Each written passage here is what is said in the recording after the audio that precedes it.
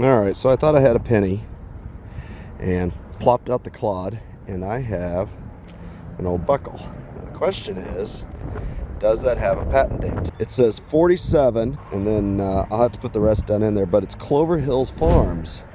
So whether that's the farm we're on or if this is from somewhere else, but that's pretty sweet. Now if I can just get some history off that. All right, let's go.